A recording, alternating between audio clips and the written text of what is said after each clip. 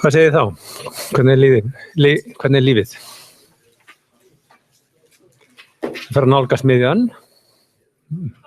Það fer að nálgast miðjan. En þó hlýtt tiltölulega. Langt í veturinn. Í dag ætlum við að hafa svona frekar rólegan tíma. Það er að segja, þetta er efni sem er ekki einhvern veginn tekið sem sér fyrirlestur þarna í þessum Princeton námskeiði. Þannig að þetta er eiginlega svona dálítið uppfylli tími svona til að við getum andað aðeins inn á milli.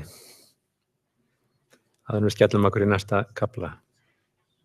Ég ætla að fjalla hérna ýmislegt sem tengist röðun, hvernig við beitum með því og hvernig notuðum sem svartan kassa til að leysa önnur verkefni. Svo skoðum við ýmis dæmi líka. Tengslu þetta, já. Skjávarpi, góð hugmynd. Það fyrir, já. Gerist það ekki sjálfkrafa lengur?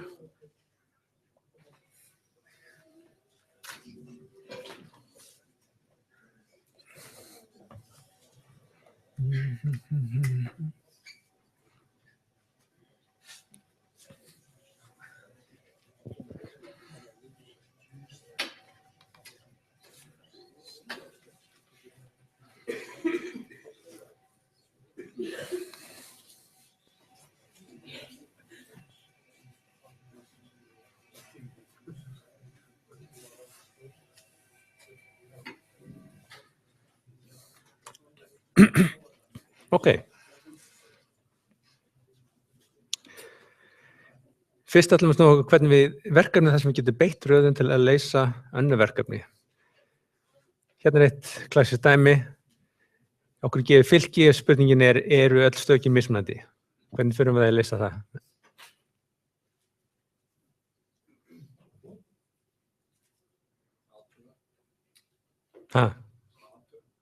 Bara athuga það, já. En ef þið eru svona af handahófi, þá er erfitt að sjá það á auðveldan hátt hvort það séu einhver tvö sem séu eins eða ekki.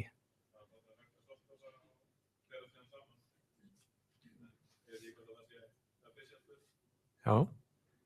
Það er hægt að sortera það, raða þau og síðan berast þau hlið við hlið saman. Já, akkurat. Það er einfalt lausn. Og það fyrir svo til að það er reyndar það besta sem þú getur gert svo lengi sem þú ert bara að nota samanburð allavega. Skiltverkefni, það er eyða út stökum sem eru eins. Þá viljum við finna bara þau stök sem eru mismunandi. Þetta er líka auðvelt að gera á sama hátt, röða þeim og síðan bara hvers getur sem stökin breytast í listanum og þá skrifum við þau út, eyðum hinum stökunum. Finna hvaða stak birtist oftast. Aftur, mjög einfalt þegar þú búin að raða þig, bara telur fyrir hvert mismunandi gildi, hvað er algengasta gildið. Er þetta ekki reyndar eitthvað sem var einhver æfingadæming? Var það ekki svona? Join. Þetta er svona eins og gagnagrunnsaðgerð. Ég gefin 2 listar, við viljum finna hvaða stök eru sameiginleg. Ef við erum búin að raða listanum, þá getum við einfaldlega gengið í gegnum þá saman, fundið alltaf farið áfram með þeim lista sem er minna gildi til að finna næsta gildi til að bera saman. Þannig berum þau stök sem er eins. Þannig að eftir við erum búin að raða það tekur bara línulega tíma að ganga í gegn og finna þau sem eru sameiginleg. Það má líka gera það með því að við bara skeyta öllum stökunum saman í einn lista og þá, en þú þarft að merkja hvort það kom úr lista 1 eða lista 2. Þá getur séð þau hlið við hlið. Og þetta hefur líka séð þetta 4. finna miðgildið. Þetta er auðvelt að gera með því að raða, einfaldlega þá er það stakið sem er akkurat í miðjunni. Þetta er reyndar hægt að gera á aðeins skilvirkara hátt heldur en að framkvæma röðun. En þetta gerist líka sem hluti af ótrúlegustu öðrum verkefnum. Hérna er til dæmis klassískt verkefni sem snýst svokallaða verkröðun sem birtist í ýmiss konar skipulagningu í versmiðum eða á tölvugjörfum eða annar staðar. þar sem að við okkur gefið eitthvað safna verkum. Hvert safn hefur ákveðin tíma sem það tekur og við viljum að ákvarða í hvaða röð ætlum við að framkvæma verkin. Og það getur verið mismunandi markmið sem við viljum ná fram með þessari verkröðun okkar. Og hér markmiðið það að lágmarka meðaltíman þar til við búin að klára verkin. Sem dæmi, ef við okkur gefin verki þessari lengd, 7, 1, 2 og 6, og ef við keyrum þau í þessari röð, að þá þessi keyrslutímins, heildarkeyrsluttíminn, þá leggjum við saman 7, það tími þegar við klárum verk nummer 1, þá klárum við það á tíma 7, næst gerum við verk nummer 1 og hann þá búinn á tíma nummer 8. Gerum það verk 2, það þá tíma á tíma 10, það 7 + 1 + 2. Og lokum 6 búinn á tíma 16, þetta gerir 41. Hvernig getum við gert betur?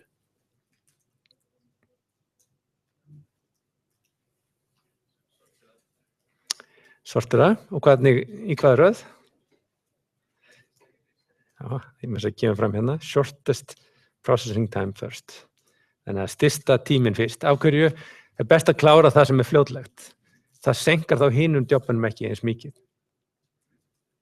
Og sem dæmi, ef það gert í raðaði röð eftir vaxandi tíma, að þá verður þetta heildartími upp á 1 + 3 + 9 + 16. Það gefur bara 29. Og það þetta að sýna fram á að þessi aðferð skilar lágmarkssummu ef við röðum því svona. Þarna þá dæmi eitthvað verkefni þar sem að röðin virðist ekki koma við sögu beinlínis, en það bara hluti af lausnarferlinu. Hvað fleira getum við tekið fram? Ég nefndi aðeins þetta A-star, A-stjarna leitaraðferð.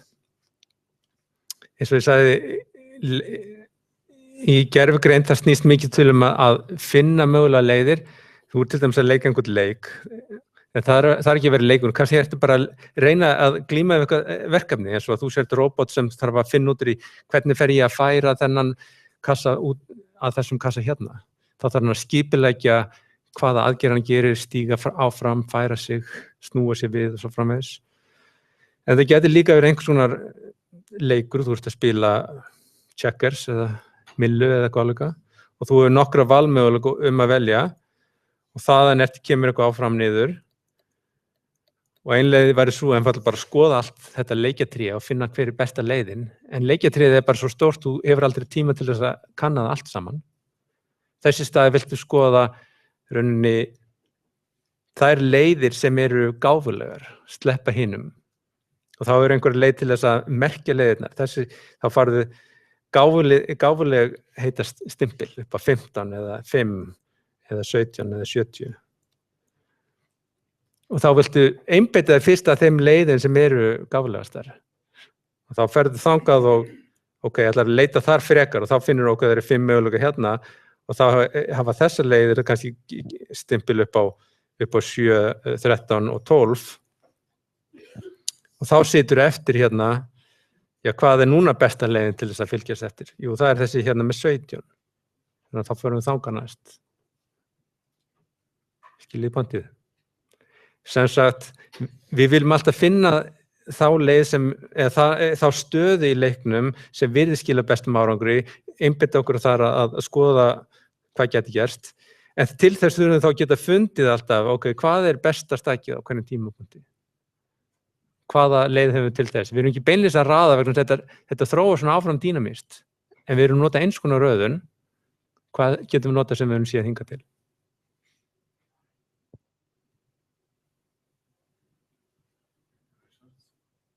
Hvað segirðu? Binary search, já. Í tengslu við hvað nefndi ég þessa aðferð hérna? Munið það?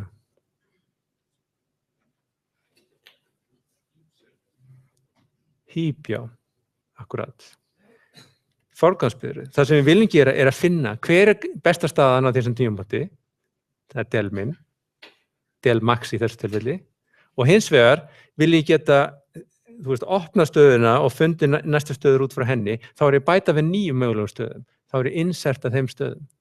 Þannig ég alltaf sífellu að opna einhver stöðu, bestu stöðuna, del max, og bæta 9 stöðum, insert. Þannig að með rúu getum við gert þetta á skilvirkan hátt. Annars þyrftum við að vera að leita gegnum þetta eða að viðhalda alltaf einhver röðum lista sem er og tímafrekt vegna þess að fjöldi mögulega staða sem við erum að vinna með verður geypilega mikil. Ok, þetta var eitt dæmi þetta. Ég nefndi líka, sem kemur hérna seinni í bókinni, aðra leiðir það sem við erum að gera álíka hluti, það er að segja að við þurfum að halda utan um forgangsbiðröð, bestu mögulegu staðir á hverjum tímapunkti.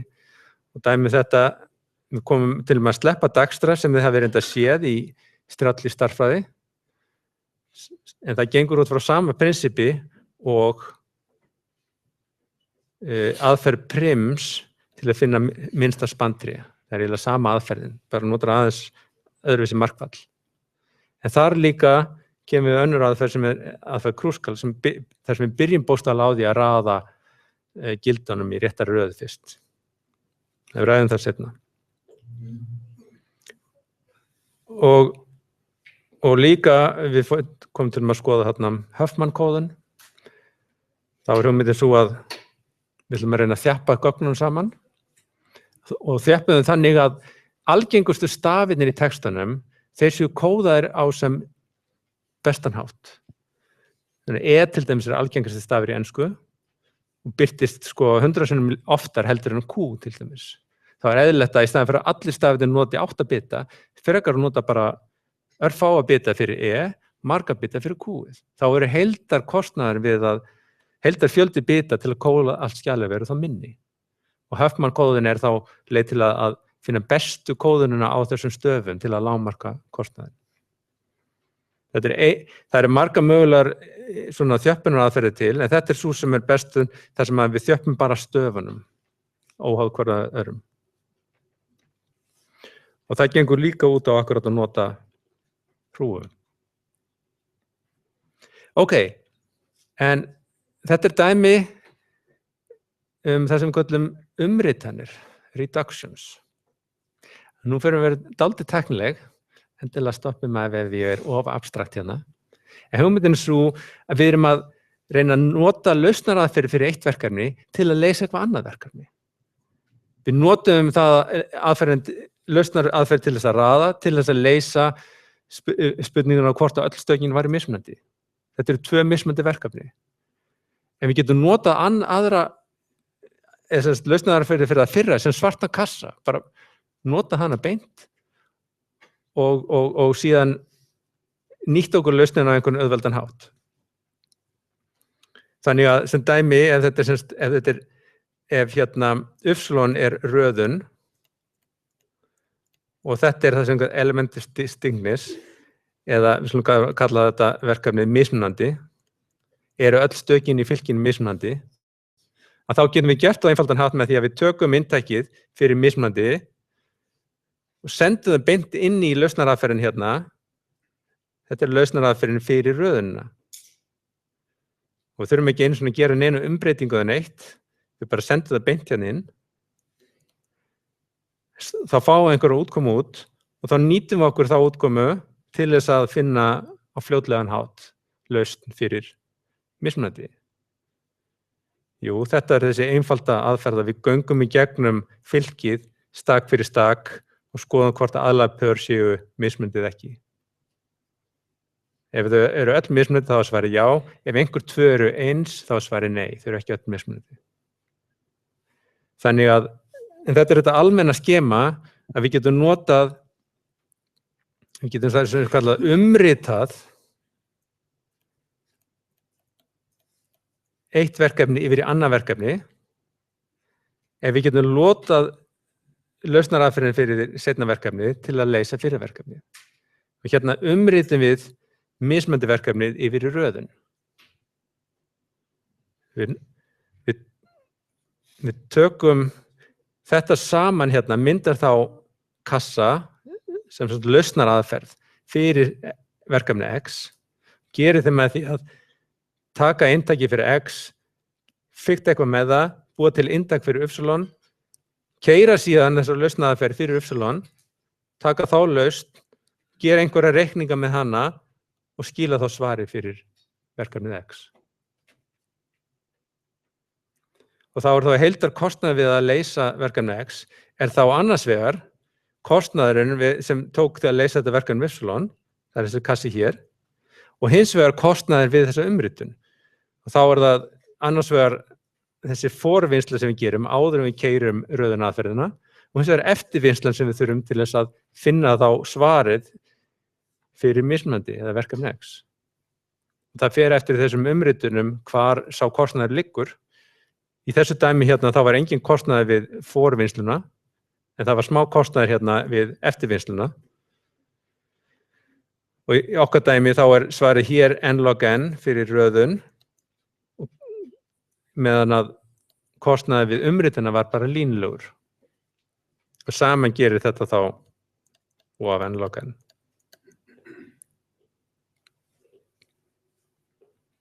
Ok, það nægilega skýrt?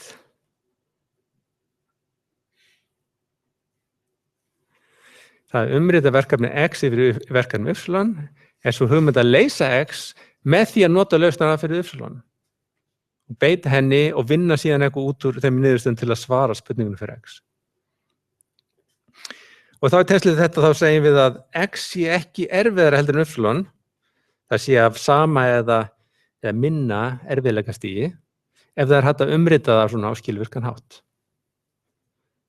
En takk ég að þetta að vera skilvirk umritun, vegna þess að það lítið hjálp í því að ef við tökum lítinn tíma hérna í þessu reiknariti, en tökum svo mikinn tíma í umritunum sjálfri, þá lítið hjálp í umrituninu.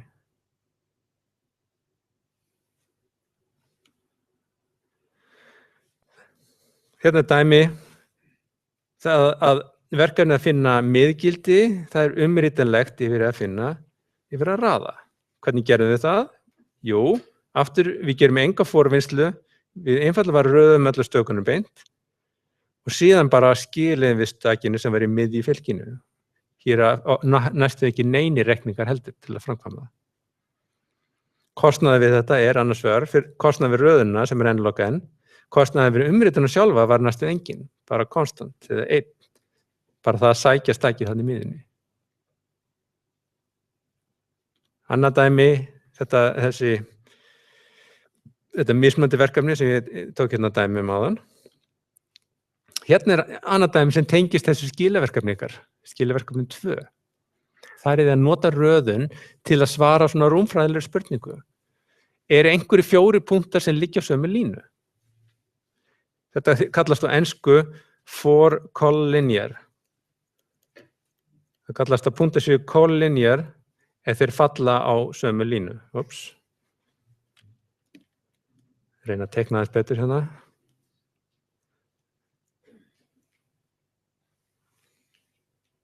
Svona. 3 collinear, þá spurningin, einhverju 3 punktur sem falla á sömu línu? Ykkar verkefni var 4 collinear, einhverju 4 sem falla á sömu línu? En það skild spurning og það má leysa þau bæði með því að nota röðun. Það það sem við gerum þannig í þeir dæmi. Að fyrir hvern punkt í inntakinu þá röðum við öllum hinum punktunum út frá pólhniti, út frá þeim punkt. Það á að vera þessi fast lausnaraðferð. Brútaðferðin taka n í 4, því prófum alla mögulega ferndi. Þessi fastútgáfa gerir fyrir hvern einasta punkt, þá raðar hann hinum punktunum og athuga hvort þessi einhverju 3 aðlægir sem liggja þá á sömu línu, sama út frá þessum punkti. Og þá erum við að gera,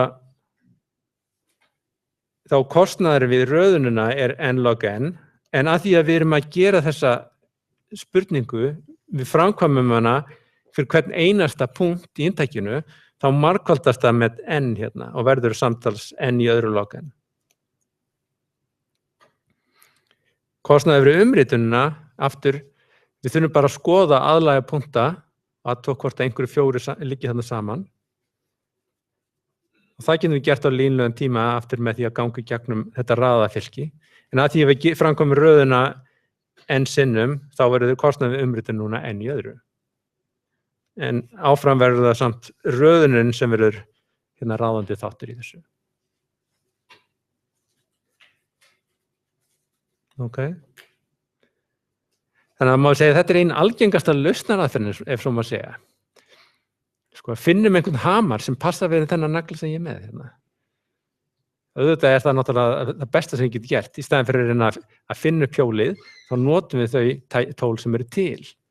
Svo lengi sem það krefst ekki að við þurfum að breyta skipulaginu og allu förðun okkar fyrir vikið.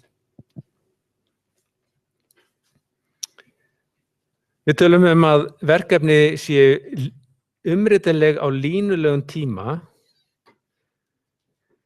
ef kostnaður við umrituna er línulegur og fjöldi kalla á þessa rútinu hérna er konstant. Umritun með x yfir y, við mögum kalla konstant sinnum á þessa lausnaraðferð. Ekki bara einu sinni, getur verið 2, 3 eða einhvern konstant sinnum, en ekki oftar en konstant. Og síðan má kostnaðurinn hérna í þessari umritun á undan eða eftir að vera línulegur. Ef svo þá kallast þetta línuleg umritun. Og það flestar af þeim umritunum við sjáum eru að því formi, nema ein af þeim umritunum sem við sáum hérna undan. Það bara ein sem fellur ekki undir þessa reglu hér. Hver það? Fyrir ekki? Finna miðgildið. Af hverju ekki? Nei, allt í lagi. Ef við skoðum hvað við gerum hérna til að finna miðgildið, við röðum einu sinni, við notum þessa rútinu hérna einu sinni og kostnaði við umritununa var 1 sem er vissulega ekki meira en línulegur.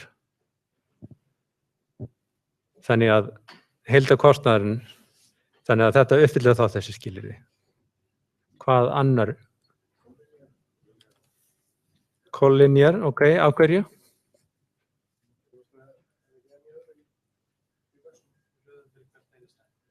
Já, við erum að feila á báðum punktum, ekki satt. Að kostnaður við umritunina er meira heldur en línulegur og fjöldi kalla sem við gerum á þessa röðunarrútínu er ekki bara konstant, heldur einu sinni út frá hverju stæki. Þannig að þetta þá þetta dæmi svona umritun sem er ekki umritulega á línulegum tíma. Alright, þetta dálítið abstrakt og við skulum átta okkur á því, en þetta önnur leið til þess að meira abstrakt leið til að hugsa þessi viðfangsefni okkar. Það að reyna að glíma við verkefni og ekki bara eitt stakt verkefni heldur verkefni almennt talað. Við erum núna að reyna að tengja saman lausnaraðferð fyrir eitt verkefni við önnur verkefni. Og hérna þá komið dæmi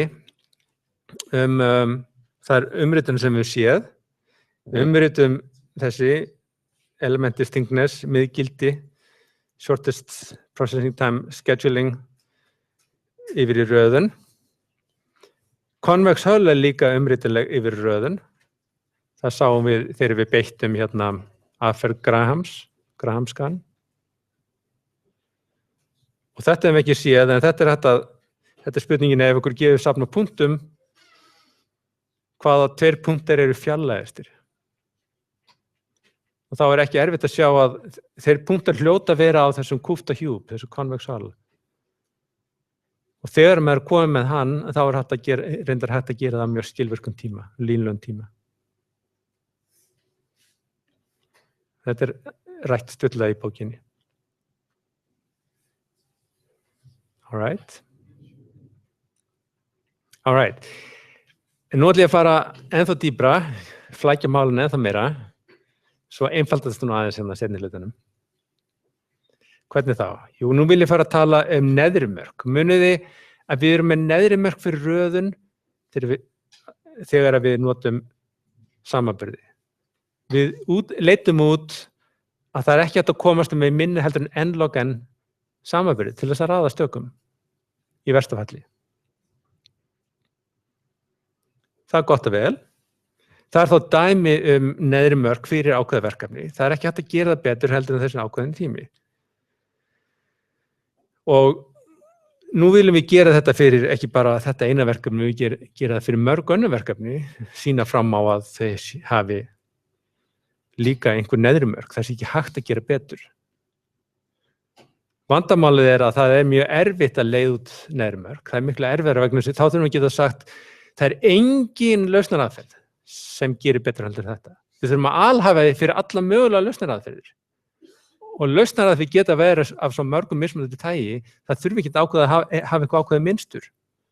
Þannig að það er virkilega flókið oft að leiða út neðri mörk, en góðu fréttirnar eru þær að við getum, eins og þau segja, beitt þessum neðri mörkum fyrir röðun til þess að leiða út neðri mörk fyrir önnur verkefni. Hvernig þá? Jú, við notum þessu umritun sem við vorum búin að leiða út. Umritanir nýtast okkur bæði til þess að leysa verkefni og líka til þess að sýna fram á neðri mörk.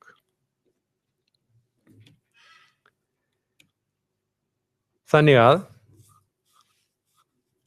við skilgrundi hérna þessar umritanir á línulegum tíma og málið er það að til þess að geta rökstutt að eitthvað tekur mikinn tíma, eins og n log n tíma,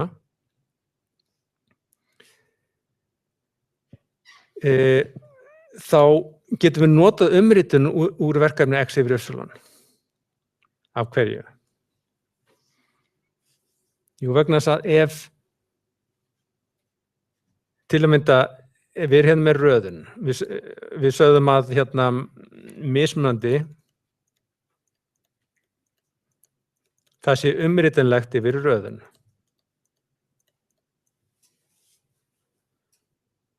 Og nei, þetta er ekki það sem ég ætla að gera. Þetta er akkurat öfugt. Ekki það er lausnaraðferðir sem ég er að vinna með. Afsakið, mér segi ég ruglast á hlutunum stundum. Við viljum nota umritanir í hina áttina til þess að leiða út neðri mörk. Málið er að ef við erum með umritin þar sem x umritast yfir y, að ef við vitum að það er einhver neðri mörk fyrir þetta verkefni hérna, til dæmis n log n, hvað segir það okkur lausnaraðferðina fyrir y?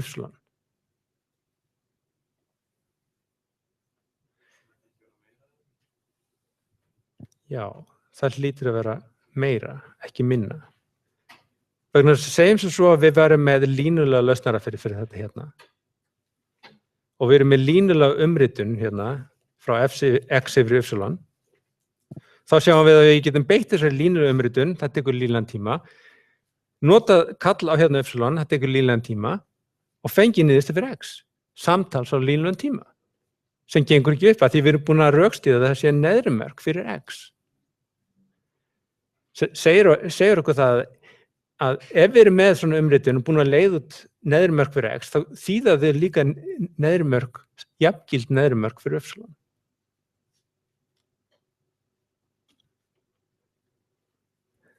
Og hérna beita þessu til þess að rökstyðja að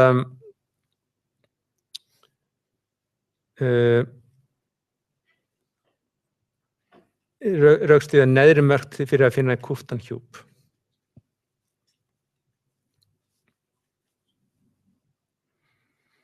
Og ástæðan er svo vegna þessi aðferð Graham sem við munið eftir, að hún beitti þarna röðun, en síðan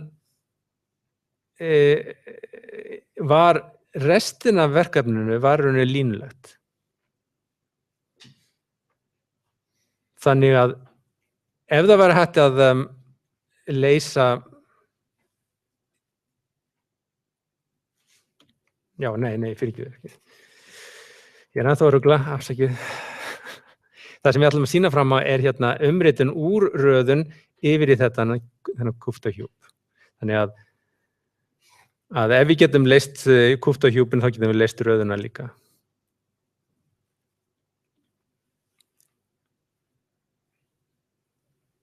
Og umritunin er á eftirfarandi hátt. Við tökum þessa tölur sem voru með, sem við ætlum að raða og útbúum inntak fyrir kúptan hjúp sem á þessu formi hérna.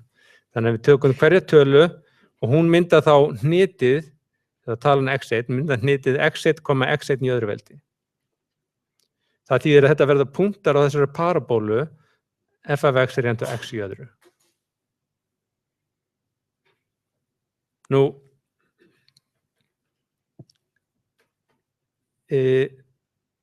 af því að þetta er á parabólu, þá eru allir punktarnir hérna á kúpta hjúpnum. Sem þýðir að úttæki hérna á að vera raðað. Þannig að úttæki á að innihalda alla þessa punkta og skilgreiningin á konvexel er það að ég ætla að skila þá punktunum á þessum kúpta hjúp í réttri röð.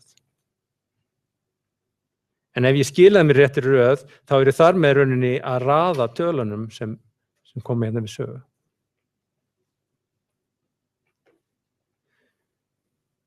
Þannig að ef ég skilaði þeim í þessari röð sem þau birtast í kúpta hjúpnum, þá er einhvers konar rótering á þeim punktum sem í inntækinu.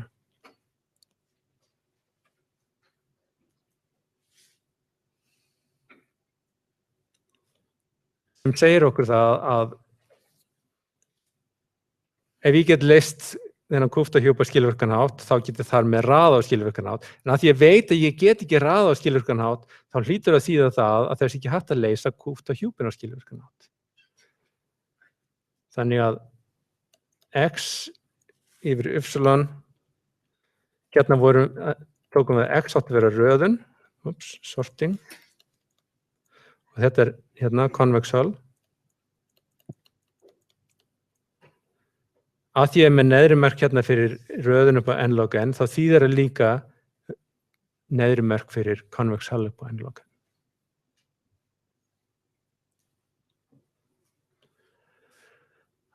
Ok, ég veit þetta er svona dálítið tyrfið og ég hjálpaði hann kannski ekki til með að rugla staðinn sjálfur í þessu. Einhverjar spurningar sem ég get útskýrt betur eða reynt að útskýra betur.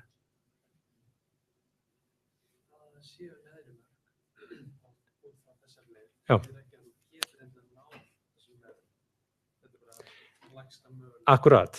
Neðrum þýðir bara að þetta sé að lægsta mögulega og kannski getur verið einhver betri neðrumörk. Það þýðir bara að þú getur ekki farið fyrir niður það. Þú getur ekki komist að með minni heldur en n-logan. En svo vorum við reynd að koma með reiknirið sem náði því, þannig að þarna erum við þá dæmi eitthvað sem með þéttmörk.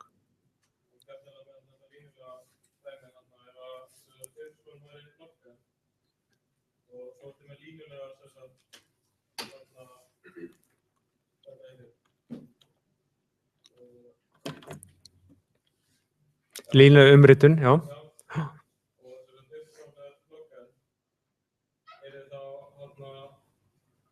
Er þá x ekki sem n? Því að það er línulega fjöldi aðgerða í sem x-inu og þá er ekki þetta sama.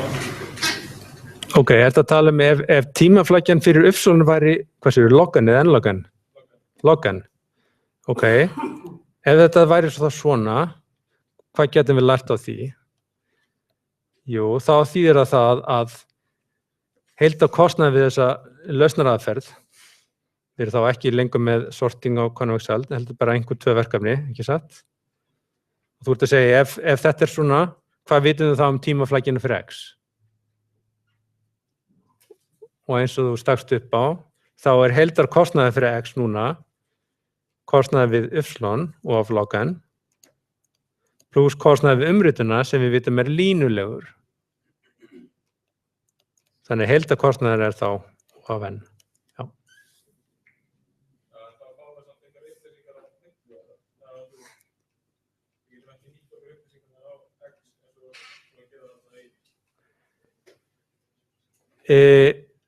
Nei, já, sko, hérna erum við að nýta þetta til þess að finna reiknirít. En segjum svo að við værum búin að rökstyðja einhver neðrumörk hérna. Til að mynda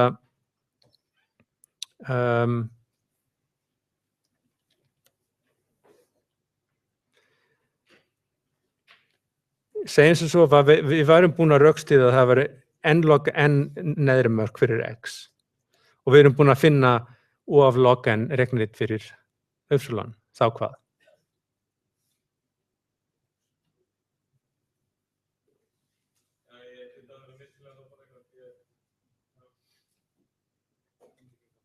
Það gengur ekki upp.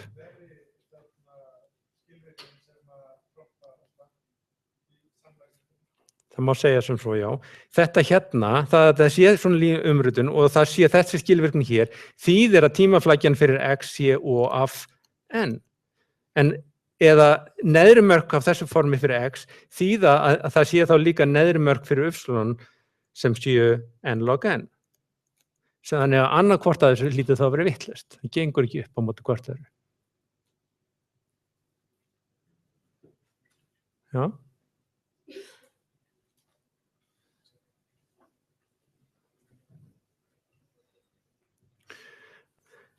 Ok, heyrðu, það komin hérna pása.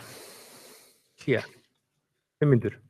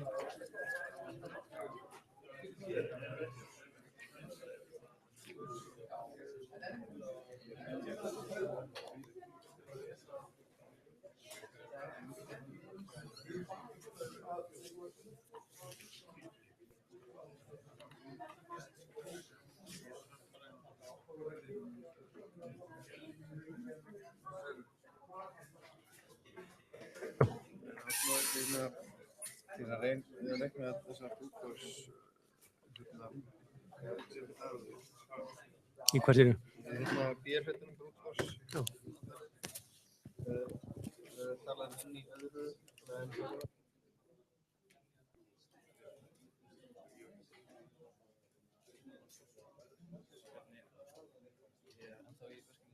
Þetta er eitthvað voðalega flókið.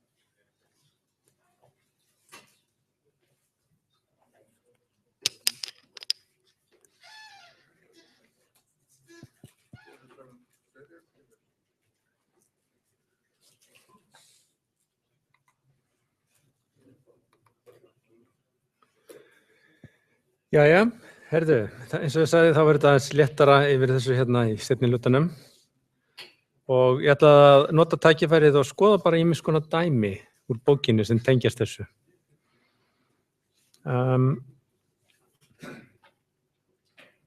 Hérna er til dæmis þessi spurning hérna, þetta er beint úr bókinni, er fylki sem er raðað í vaxandi röð, nei, minnkandi röð, er það max heap? Ef við erum með fylki sem er í öfugri röð, er það gilt max heap?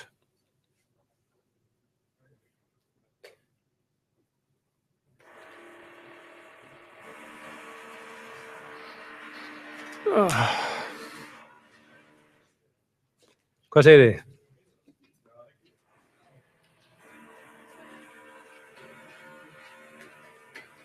Þetta er endar, ég skil ekki akkur ég tók þetta dæmi, þetta er akkurat öfugt ekki satt, þetta er í vaxandi röð, en við sjáum líka að þetta er minn heap vegna þess að það uppfyllir þau skilir sem, já hérna er ég með sem eitthvað stak hérna í núllta hólfinu sem á ekki vera, ég veit ekki nákvæmlega hvað þetta fylkir að gera hérna, en það er alveg rétt, það sem er raðað er í hrúguröðun. En það sem er hrúguröðun er ekki endilega raðað, ekki sant? Við takmarka það sem hægt er að segja um það. Og hérna er pælingar varðandi skilvirkni mismunandi útfærslna. Þetta getur verið gott að glíma þess við. Að því að það fer eftir rauninni hvað margar af þessum mismunandi aðgerðum maður þarf að framkvæma, hvort að útfærslan sé skilvirk eða ekki. Segjum sem svo að við viljum gera fullt af insert aðferðum en ekki nema örfáar remove max. Hvaða útfærsla max heap er þá best að nota? Hrúgu, óraðafylki eða raðafylki? Raðafylki?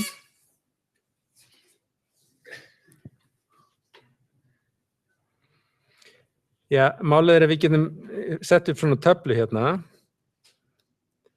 Við erum með heap, unordered array og við erum hérna með insert. Hvaða kvot er þetta eiginlega? Getur ekki skrifað almenna maður? Insert og del max. Og hrúa tekur hvað mikið fyrir insert og del max? Come on.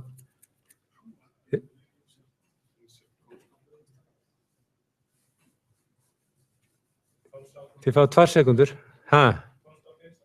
Nei. Log of n. Ok, hvað með fyrir óraða fylki? Insert og del max. Insert og constant, del max er n. Fyrir raðafylki er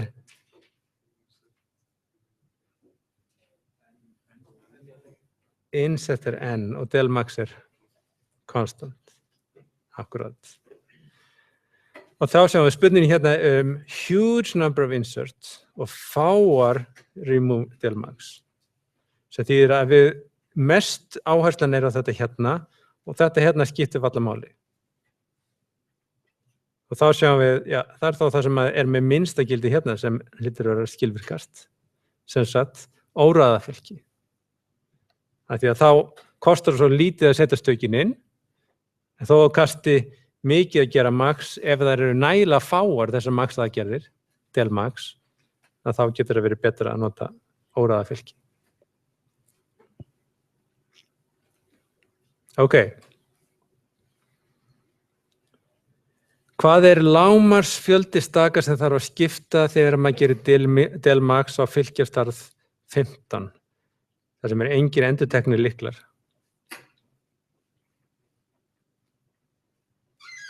Já, gerðu hérna hrúastarð 15 þar sem þetta lágmark er uppfyllt.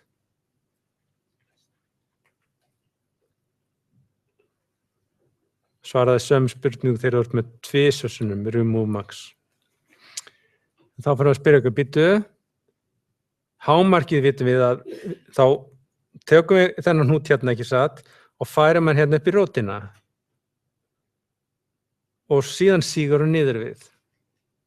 En hvað sígur hann lengi niður? Hann fer mestalagi niður í rót, en geti hann þurft að, niður í lauf, en geti hann farið eitthvað styttra?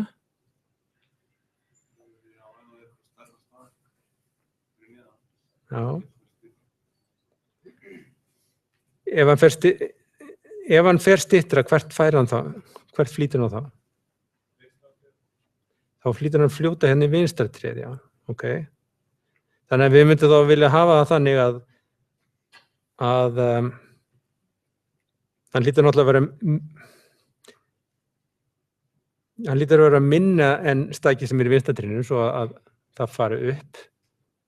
Þannig að annar færum bara aftur sitt eigið hlutri. En við viljum að sé stærri heldur en stökin sem eru þar fyrir neðan. Getum við búið það til? Segjum að hann hafi gildið 10, hvað þarf þá að hitta verið lítið út?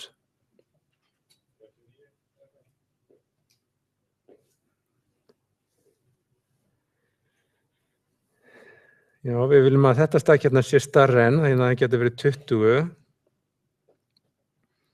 Við viljum að það sé stærri heldur en hitt barnið af því að annars fer hann til hægri.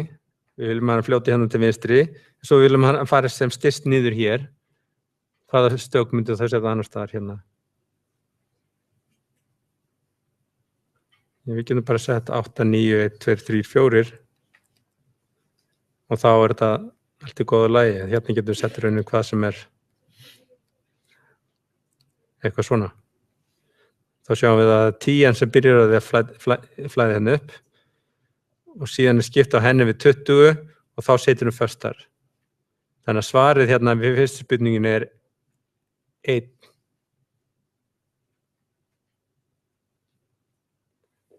Og svo er hægt að gera sömu pælingar hvað ef maður allar að gera þetta del max 2 eða 3.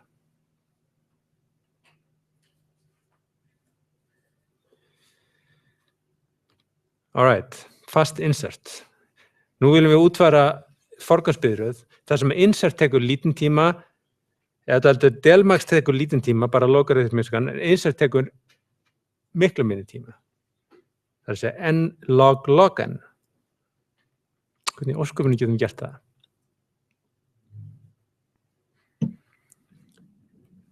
Já, við viljum rauninni hafa hrúuna, en við viljum gera eitthvað trikk, sko.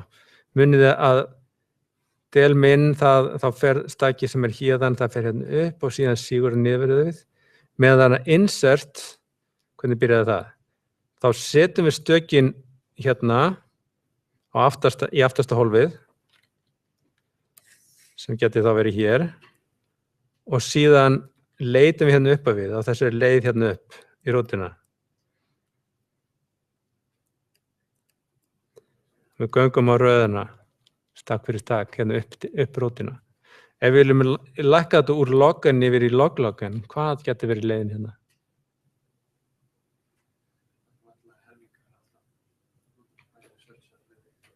Já, akkurat. Við getum helminga með því að gera tvíundaleit runni á þessari leið hérna upp. Að við vitum að stökin, að því að þetta er minn híp, þá eru stökin minkandi röð, til dæmis 1, 3, 7, 9, 17, 21. Og ef við erum með til dæmis 4 hérna, að þá er þetta rauninni eins og að leita í röðu fylki. Hver er rétti staðurinn sem við þurfum að finna stakkið á? Þannig við getum gert tvíundaleit á þessu röð hérna. Við þurfum reyndir að framkvæma reikningana sérstakann hátt vegna þess að það helmingast rauninni fyrir hvert einasta stakki er. En það er samt eitthvað sem hægt er að gera á konstant tíma. Það eina trikkið er þetta að fjöldi compare hérna verður log-log-n, en við þurfum samt sem að færa til öll hinn stökin. Þannig að tilfærslunum sem við framkvæmdar á rúinu eru samt sem aður meiri. En þetta er virkilega skemmtileg samblanda af þessum tveimur hugmyndum, nota hrúu og tvíundaleit. Ok, þá kemur skyld spurning. Sýnir fram á að þessi útilokað að gera bæði insert og delete main, þannig að það ekki í heildina n sinnum log-log-n samanburði. Já, eða þannig að hvor fyrir sig getur tekið log-log-n. Þannig ef maður gerir n aðgerðið, þá myndi heildarkostnaður vera n sinnum log-log-n. Nú viljum við rökstuða þetta með svona umritun úr hverju.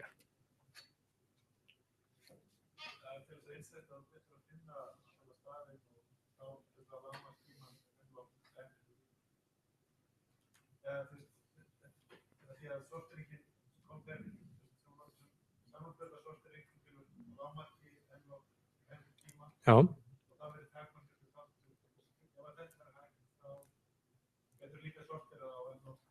Akkurat. Flott. Ef þú getur gert þetta, þá getur þú sorterað á n log-n tíma. Hvernig þá?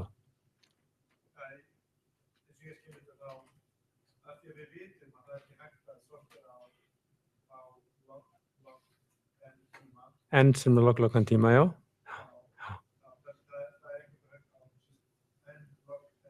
Það er bara... Já, vegna þess að við getum notað röðun til þess að framkvæma þetta. Hvernig notum við röðun til að framkvæma þetta? Eða hvernig... Já, þetta framkvæma röðun. Hvernig framkvæma þetta röðun?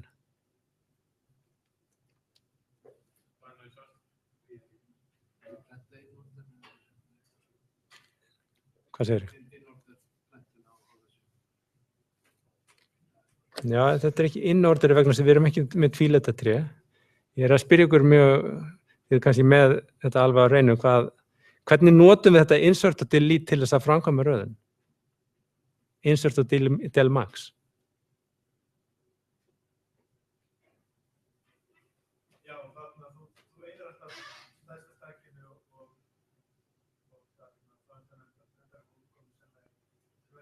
Akkurat. Þú bara byrjaði á því, ef þeir gefið fylki, setur öll fylkin inn í hrúu, síðan gerir delmax á þau og þá farðu stökinu öfur og röð. Þannig ertu komið með röðina. Og þannig getur nýttir það ef þú ert með þessar skilvirka aðferð til þess að útfærslu á þessum 2 aðgerðum, þá getur nýttir til þess að raða. Þannig að við erum rauninu búin að sína fram á það að við getum umritað sorting eða röðun yfir í priority queue.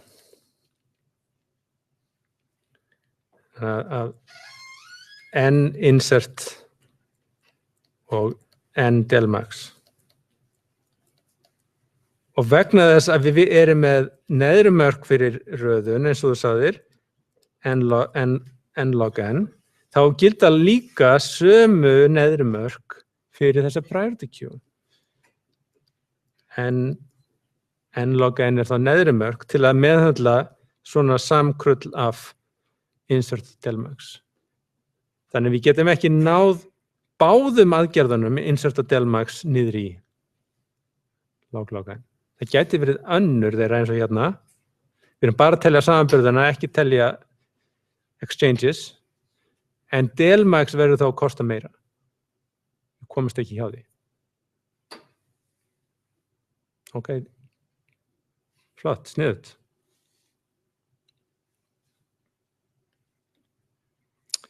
Hérna kemur alveg stór skemmtileg spurning. Segjum svo að við viljum bæði hafa eins konar hrúgu, við viljum gera insert, en við viljum geta gert líka del median, ekki del max, heldur del median. Þannig að finna og eyða miðgildinu. Hvernig óskaminn það hefði?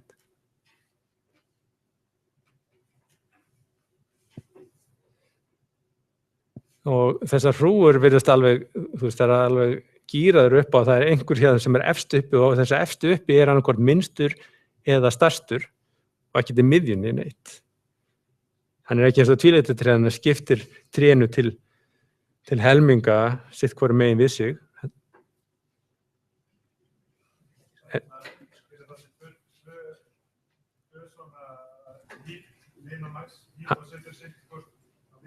Akkurat.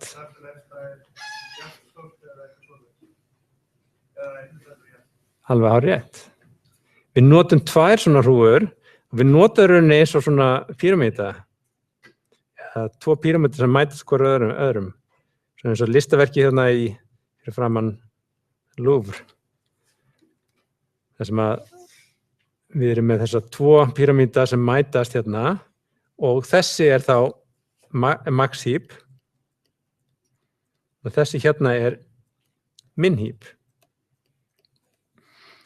Og þetta þú veist, stökin vaksa í þessa áttina, þannig að stærri helmingur á stökunum er geymdir í þessari min heap hrúgu og minni helmingur í þessari max heap hrúgu.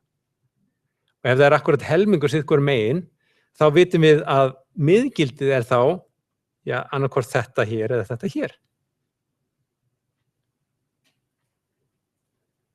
Gott, það er lagi, en hvernig viðhöldum við þá? Við þurfum að geta gert bæði insert og delete median. Ef við delete median, þá eyðum við til dæmis þessu stæki út og þá bara minnkar þessi hérna. En það er smá hausverkur að þetta minnkar, vegna þess að það er alltaf lagi fyrsta skipti. Já, en ok, það er kannski að því næsta myndum við eyða þessu stæki hér, sem er þá alltaf lagi. En hvað gerist þá ef við gerum insert? Hvernig byrjum við að gera útfæra insert?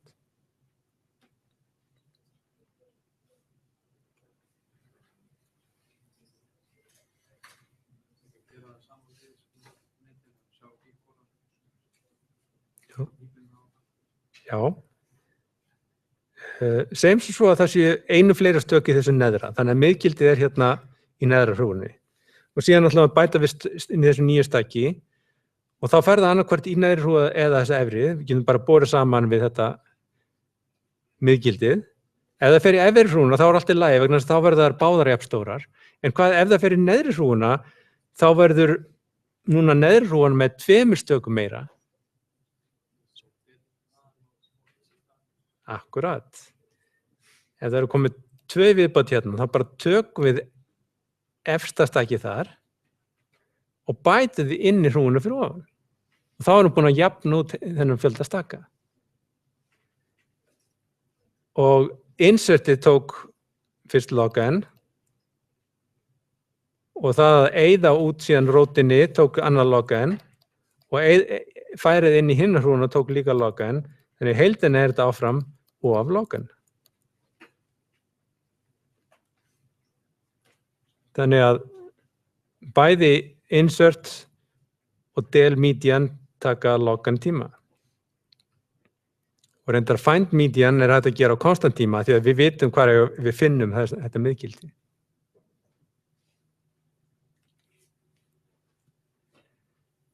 Ok, það eiginlega skemmtilega að leysa svona sjálfa heldur en að sjá lausnina, þannig að ég kannski búin að eyðilegja þetta fyrir ykkur.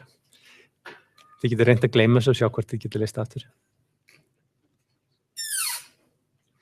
Hérna er svona trikkspurning. Okkur gefið hérna svona max hrúga og við erum að bæta við aðferðinni min sem á að skila lægsta gildinu. Og sú aðferð á bara að taka konstant tíma og konstant auka pláss.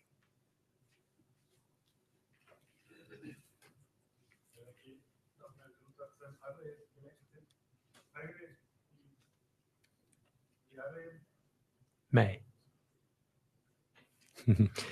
Nei.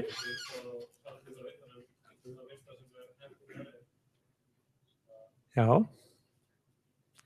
Sko, ef við erum með maxrúfu þá er stærsta staki hérna uppi en minnsta stakið er einhver staðar hérna á einhver af þessum laufum. Við vitum ekki hvar það er. Getur verið hvar sem er. En einhver hérna stakk upp á því að halda utan bara gildið á þessum minnsta gildi. Þannig að þú ert með eitt hólf sem geymir það.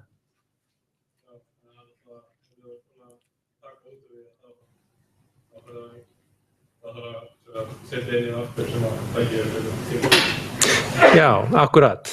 Það virðist sem, ég meina, ef við tökum þetta út, þá erum við búin að missa það, þá þurfum við að eyða rosalega tíma í að finna það aftur.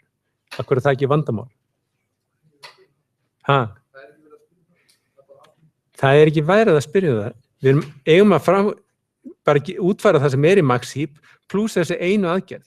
Þannig að aðgerðin sem við búið upp á er insert, del max og min. Og þegar við gerum insert, þá er auðvelt að viðhalda min-gildinu. Við bara tekum að hvort að núverandi nýja gildið er minna heldur en núverandi min, þá bara uppfærum minnið. Ef við gerum del max, þá breytum við ekki min-gildinu nema þess að við komum niður í hrúgu með einu staki og þá skiptir ekki máli. Og það að skila min-gildinu, það breytir þið ekki. Þannig við þurfum alltaf að bara gera eitt samanburð til að viðhalda þessu min-gildi hér. Ég held að þetta verið gölluð spurning þannig að ég sendi hérna post á höfund bókarinn og sagði þetta gengur ekki upp. Það geta að gera þetta á konstant tíma. En þá áttaði mig að því það er nefnilega ekkert verið að bjóða upp á aðferðina delete þar sem við getum eitt hvaða staki sem er. Almennt að það er hægt að útfæra þá aðferð á log tíma sem ég útskýrðum að því við getum þurft að gera eitt sync eða swim. En þá myndum við þurfa rosalega kostnað til þess að útfæra minnið. En að því að þetta er ekkert í boði og það er heldur ekki neitt í boði að gera neitt del min eða neitt slíkt, að þá er auðvelt að viðhalda þessu min-gildi hérna.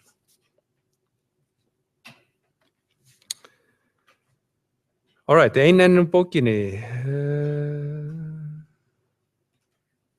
Min max priority queue. Design a data type that supports the following operations. Insert, delete max, delete min.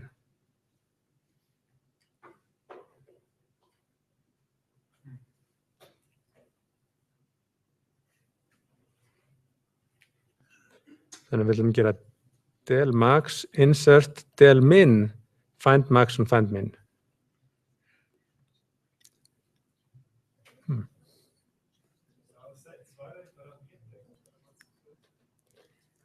Hvað sé?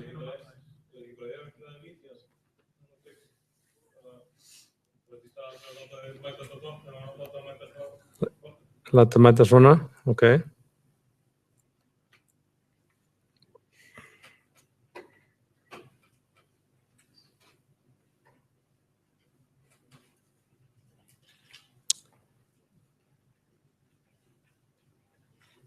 Já.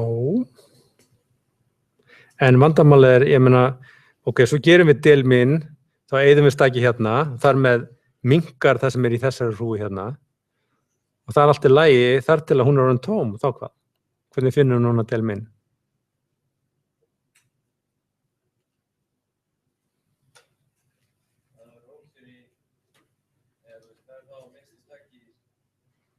Það minnsta stakki í hinu, já, hvernig finnum við minnsta stakki í hinu? Haldið þetta það? Það alltaf með það eina stakk, já, en þið þá næst á eftir líka.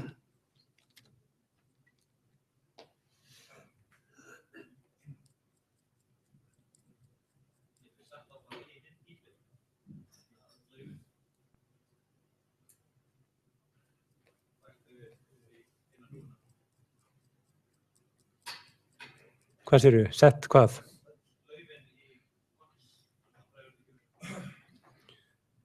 Þannig að þetta hérna minn hrúan og þetta max hrúan. Þessa hrúi hérna og setja þetta hér og setja hingað. Ok, en ég meina, svo tæmist það sem hérna líka, þá þurfum við að geta gert með það sem þarna fyrir ofan.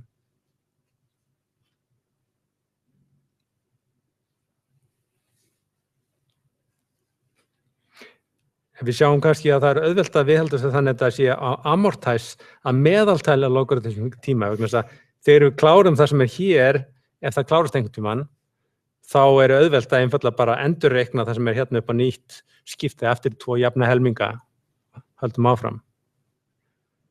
Meðalkostnaðurinn þá ekki mikil. En við erum ekki að tala um meðalkostnað hérna, við erum að tala um að þetta worst case, allt logaritmum tíma.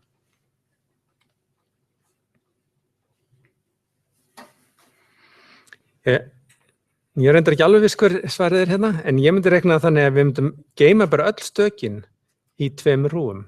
Við erum með eina minn hrúu og við erum með eina max hrúu. Og þá nokkuð auðvelt að ef við gerum insert, þá bara insertum við báðar hrúurnar. Góðu lagi. En hvað ef við eyðum úr, hvernig ef við núna útfæra del minn?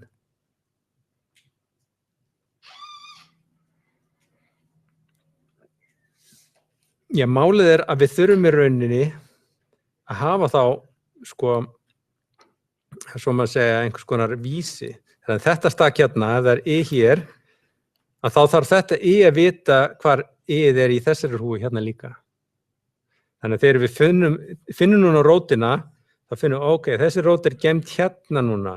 Þannig ég þarf þá að gera delete aðgerð inn í þessari hrúgu. Og það hægt að gera það til að mynda annarkvort hafa það í hrúgunni sjálfri eða hafa bara fylki þar sem getur indexerað. Þetta sé núna gildið á.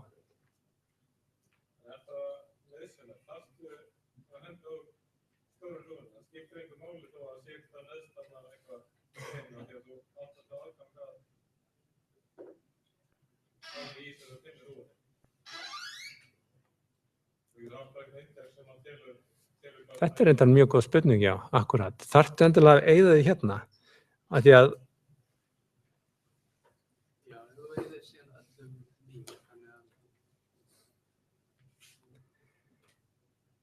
þannig að getur maður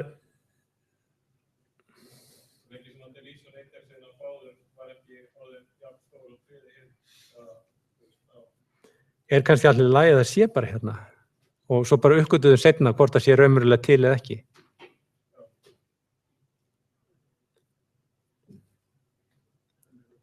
Já, sko, það virðist verið í lagi vegna þess að ef við gerum delmax og það við vorum hérna með sem sagt 13 og þessi 13 sem hérna, og það allt í lagi, þetta breytist bara niður í þá 15, hérna 70 og þá verður þetta bara rusl einhvers staðar hérna. En vandamálið ef við síðan gerum insert á 10 bætist við báðar hrúðnar, 10 hérna, 10 flýtur þá hérna upp og það kemur 10 í stað en 15 færist niður. Og nú vitum við ekki hvort að 13 sé, þegar við rekumst á 13 næst, hvort það sé til lengur ekki. Þannig að við kannski eyðum öllu stökum hérna eru komin á 13, 13 til.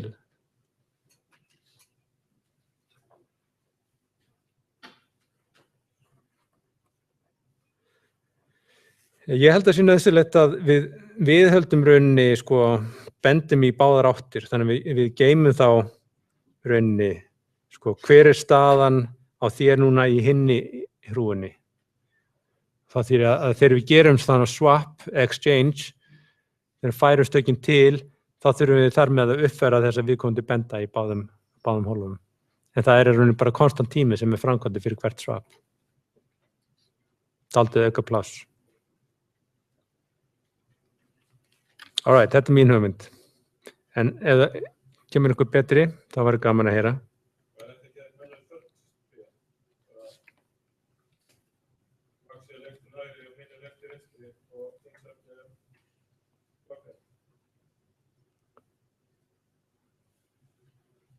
Hægt að gera þetta tvílitatré, segirðu? Já, nú erum við komin akkur á spurningu sem við komum til að svara í næsta kafla. Þar sem við getum svarað slíkum spurningum.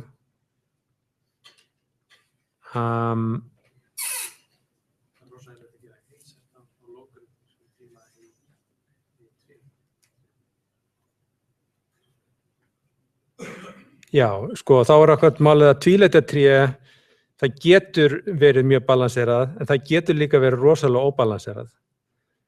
Og málið að viðhalda þá þessum logaritmískum tíma. Það auðvelt að finna hvar minnsta og stærsta stakið þar. Við förum bara lengst til vinstri og þar minnsta stakið, lengst til hægri og þar þá stærsta stakið.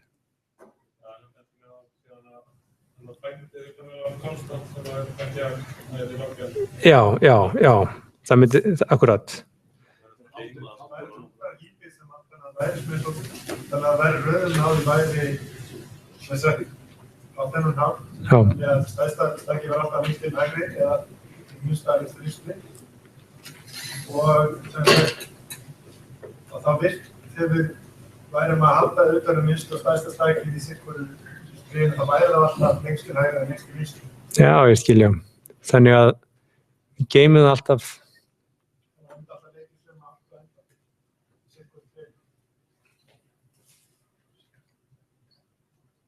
Ok, þannig að sé auðvelt að finna það, einfallega með því að hafa það alltaf, þú ert að tala að, hvernig ætlum ég að fara að reynsa þess hérna. Við ætlum að hafa þessi tvær hrúgur, þar sem að þessi min og þessi max, og stærsta stakki hér á að vera hérna lengst til hægri, segjum við. Því það aftast í fylkinu og það auðvelt að finna hvar það Þannig hérna á maxið að vera.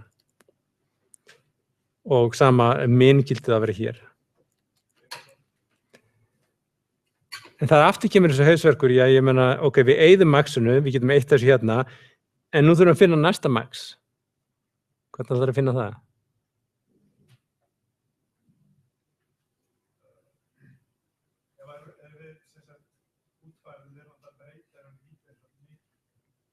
Já. Það var komin dálítið út fyrir hrúguna sem slíka, að reyna að halda einhverju sérstakri röð, viðbótarröð á stökunum. Ég held að það væri þá frekar að nota tvílitatré eins og var stungið upp á. Reyna að hafa þau í balanseruð og til viðbótar geta þá alltaf, geyma alltaf rauninni bendi á fremst og aftasta stakkið. Já, ég held það.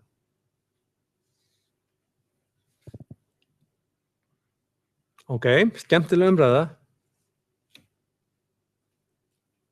Hérna kemur önnur tegund. Hver endurkvæmni stiftin á quicksort í besta falli, versta falli og meðaltali? Hvað meinum við endurkvæmni stiftin?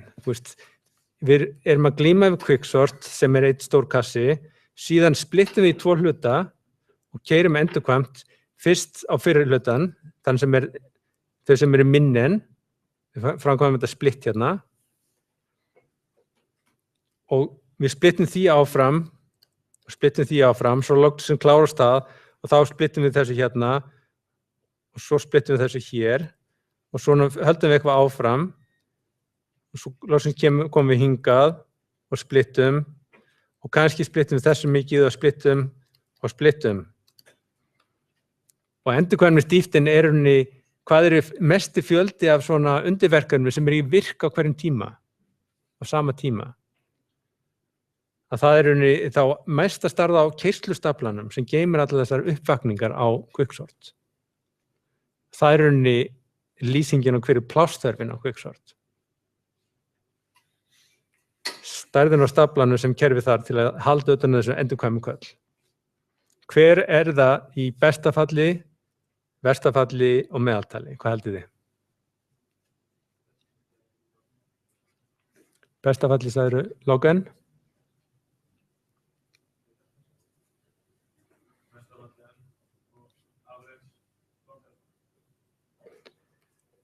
Þannig að það log n og n. Þannig að þetta versta, besta og meðal.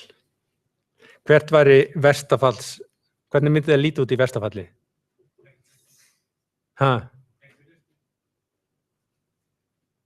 Það myndi líta út eins og listi, já. Og á hvaða inntak gerist það? Akkurat, ef þú ert með raðaðan lista og ekkert shuffle eða í öfuru röð, þá akkurat skiptir því alltaf eins óbalansir eins og mögulegt er. Þannig hún klárar bara eitt stak, það skiptistaki sjálft, síðan heldur hún áfram. Þannig við erum þá með stak með n-gildum, skiptið því upp, fylkið með n-1 og alveg niður í eitt stak. Þetta væri verstafallið. Meðaltalið, hvað nú meðaltalið þarna? Einhvers staðar rætt held ég, en hugmyndin svo að það skiptir svona nokkurn veginn til helminga, ekki alveg til helminga, en það fer ekki aldrei neitt mjög langt frá því yfirleitt að vera til helminga. Að meðaltali svona nokkurn veginn helming. Þannig að þetta hérna rétt, sem því að bestafallið ekki verra en þetta, en getum gert betur.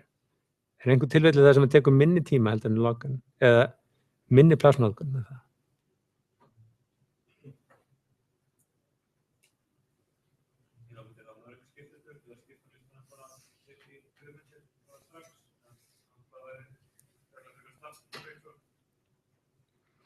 Já, þá myndir þú þurfa eitthvað annað heldur en Quicksort, því að Quicksorturinn akkurat bara skiptir í 2 hluta. Það skiptir fyrst þessu hérna, annar fyrir helmingurinn og hinn seinni helmingurinn. Og annað hvort að verður að vera stærðin n deilt með 2. Sem þýðir að það alltaf einhvað á skrifi k, dýft k, sem með stærð allavega n deilt með 2 í veldinu k. Sem þýðir að þú verður að hafa allavega log n level til þess að klára þetta. Þannig að þetta rétta svarið. Og svo spurt hérna, önnur spurning sem tengir hvernig getum við tryggt að endurkvæmist dýptin verður alltaf logarithmísk. Þannig að komum við veg fyrir þetta verstafall nýjaflækju. Fyrir ekki? Já, nema það ekki verstafall, það svona líkindafræðileg garantí sem við fáum út úr því. Það var hægt að gera það, en það hægt að tryggja jafnvel þó að það gerist ekki.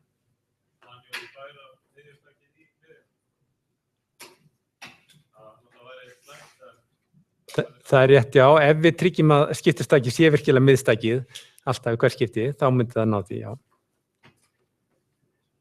En við erum hérna reyndar að spyrja einfaldari leið sem breytir aðferðinni minna heldur en það.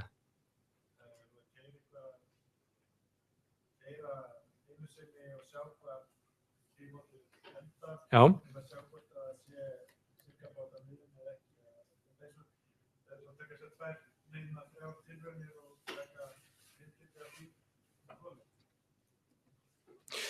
Ekki alveg. Segjum sem svo að við framkvæmum hérna skiptingu og við finnum út, ok, það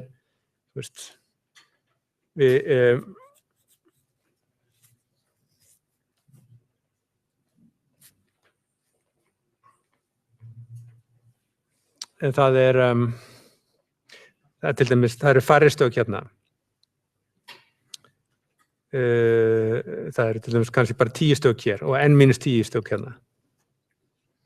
Það sem við getum gert að við getum ráðist fyrst á þennan hluta og í staðinn fyrir ráðast síðan endurkvæmt á þennan hluta, að þá bara reynum núna að skipta þessum hlutu upp. Beint, þannig við erum að gera þetta iteratíft. Þetta kallast Taylor recursion, við getum alltaf að losna við það sem er aftast og gert iteratíft. Þannig að núna, þannig í versta falli, þá þegar við köllum á næsta kall fyrir neðan, þá verður stærðin mestalagi n deilt með 2. Það er þegar skiptingin jöfnur raunni. Og þar með verður staflun aldrei meiri heldur en logan.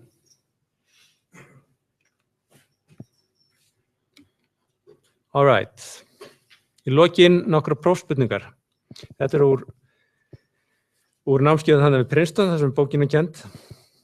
Hérna er ágætis spurning sem snýr að röðun. Hérna er okkur gefið ákveðið inntak. Það er akkurat svona að þessu formi hérna. Við erum með bara 2 stafi, A og B, og þeir skiptast á. B, A, B, A, B, A, B. Og nú beitum við mismunandi röðun aðferðum til að raða þetta fylki, spurningu hversu marga samanburði framkvæmum við. Fyrsta lagi spurt selection sort. Hvað gerir selection sort marga samanburði þetta fylki?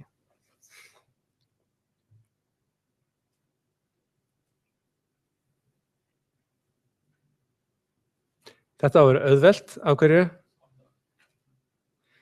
Nei, þetta er, við viljum almennt tala, þetta er bara dæmi hérna, n deilt með 16. Við viljum tilda eitthvað sem falla af n. Nákvæmlega, tilda.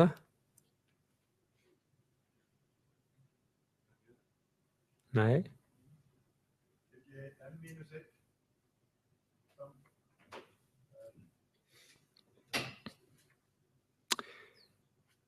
Selection sort er auðveld vegna þess að það framkvæmur alltaf sömu samanburði. Þannig að það er ekkert háð inntækinu neitt. En hver er fjöldi samanburði sem selection sort framkvæmur? N eru deilt með 2, já. Ok. Þegar það beðum tildarít þá skiptir að máli að hver þessi fasti sé. Og þau getur bara rifið upp með því að athuga sko, það ber fyrst fram n-1 samanburð. Það er til að finna stærsta stækið. Til að finna næstasta þá gerir það n-2 samanburði. n-3 og alveg niður í 1. Þessi summa hérna gefur okkur það bil n í öðru deilt með 2. Ok, insertion sort hins vegar er háð inntækinu. Það getur tekið línulegan tíma, getur líka tekið sama tíma eins og selection sort. Gerir alla mögulega samanburði. En hvað gerir það á þetta inntak hér? Er þetta worst case?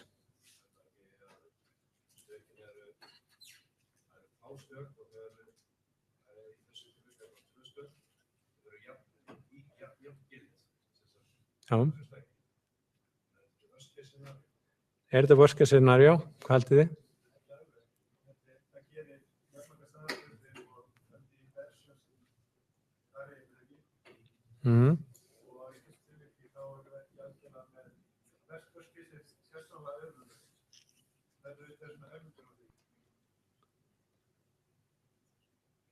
Já, raunverulegt worst case er akkurat í öfugri röð. Ef við erum með 10, 9, 8, þá sjáum við að hvers getur þeir eru með eitthvað stakki eða 3, þá þarf það að færast rauninni alla leið út á enda. En hvað er það hérna? Hérna erum við bara 2 mismunandi gildi. Spáum kannski í þetta fyrst, hvað ef við erum með fylkið sem er bara A. Ef það er bara 1 mismunandi gildi. Hvað framkvæmir marga samanburði núna?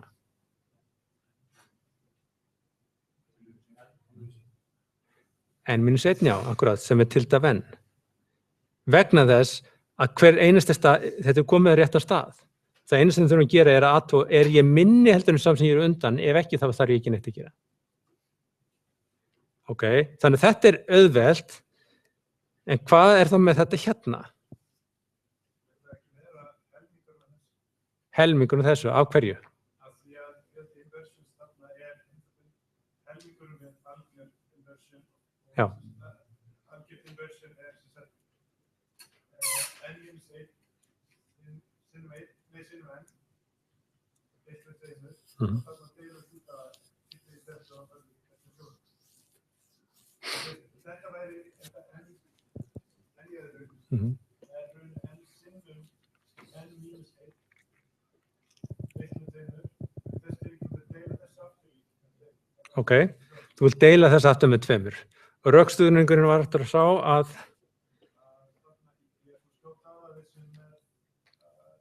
að við þurfum í rauninni, sko, ef við tökum eitthvað stak hérna, eitthvað stak x hérna, þá þurfum að færa sig það bili miðju helmingin í það. Eru sammála því? Ha? Ef þú ert með A þá þarf þetta að færa þig, ef þú ert með B þá þarf þetta ekki að færa þig, já.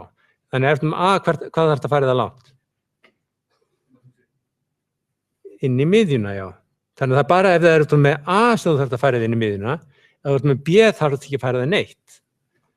Þannig að ef þú ert staknúmer í versta falli ertu að gera I-samanburði, ef stakið er A þá þarf þetta að gera I deilt 2 samanburði, ef þú ert með B þá þarf þetta ekki að gera neitt samanburð, þannig að meðaltali eftir að gera helming af I deilt með 2 pluss 0 sem er jafnt og I deilt með 4.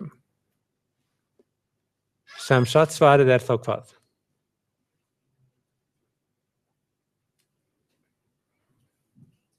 Við erum að gera 4 af versta falli.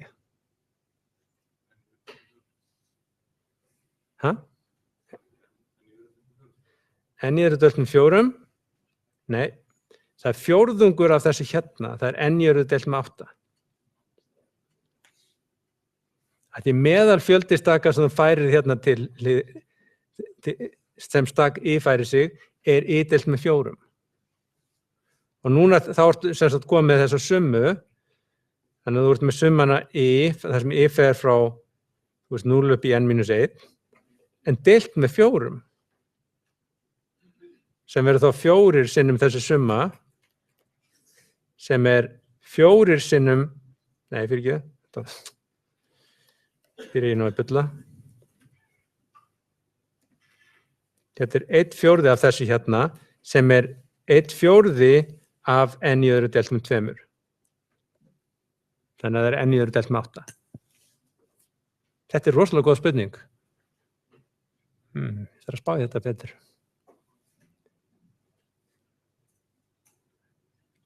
Ok, hvað með hérna merge sort? Hvað gerir merge sort marga samanburði?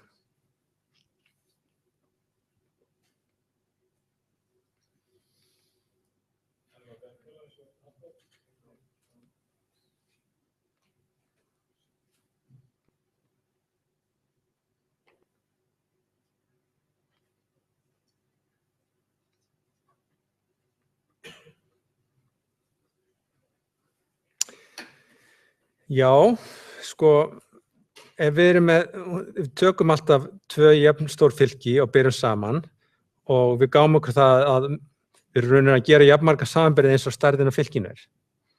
En segjum svo að annað fylki sé allt saman stærra heldur en hitt fylkið. Þannig að fyrra fylkið er stærra en seinna fylkið. Hvað er þá að gera marga samanburði?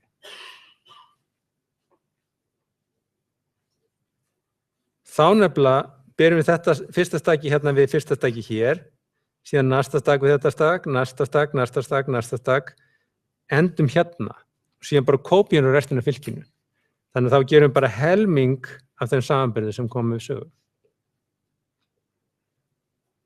Ok, þetta er ef þeir eru mismunandi, en hvað gildir það núna? Núna erum við með 2 fylki, þar sem helmingurinn A og helmingurinn B.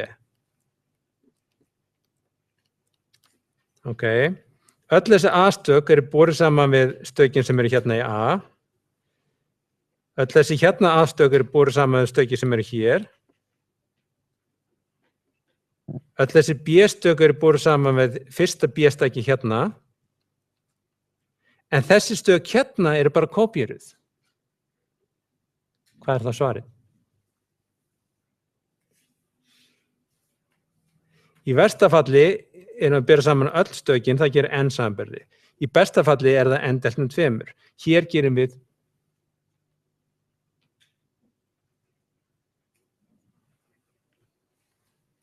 come on.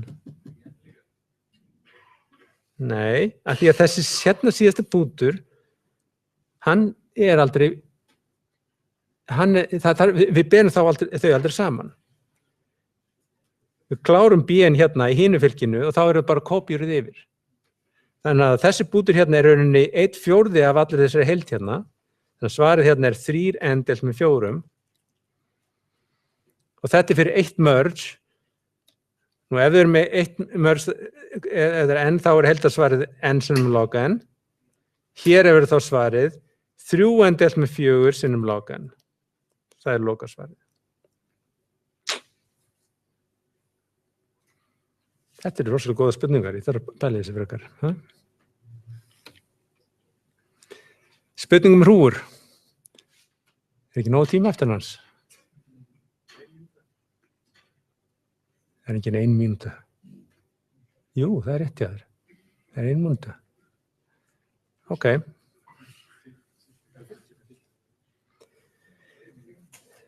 Svarið þessi hérna. Segjum við settum inn eitthvað stak x. Hvaða stak gat hafa verið sett inn síðast inn í þetta fylki?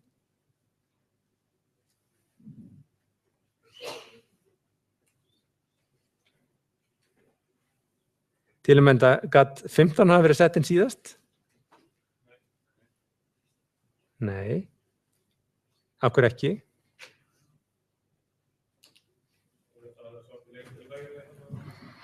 Akkurat, við byrjuðum að setja hérna lengst til hægri. Það var akkurat í þetta hólf sem það fyrst sett upp og síðan flætti það hérna upp og leiðinni hérna upp. Sem þýðir að það getur bara verið eitt af þessum stökum hér.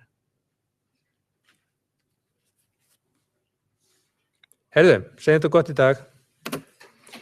Næsta tíma skiptum við yfir í kafla 3.